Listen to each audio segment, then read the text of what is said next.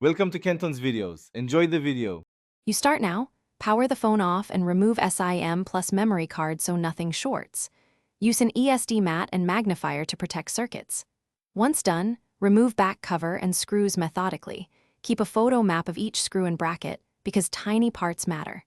Make sure to separate adhesive gently with a plastic pick rather than metal. This initial access step prevents damage later and lets you clearly see the charging assembly you will replace. With the battery disconnected, you prevent accidental shorts. Do that before touching the port.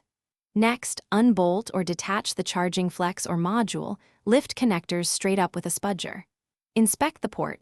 Look for corrosion, broken pins, or lifted pads.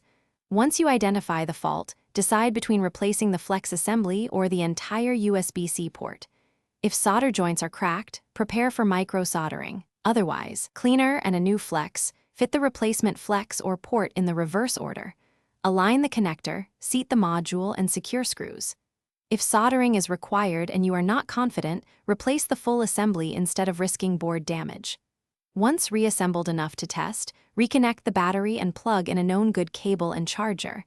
Check charge current and data transfer.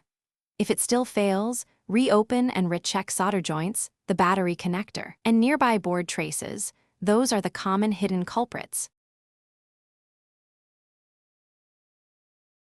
Thanks for watching. Consider subscribing if we helped you.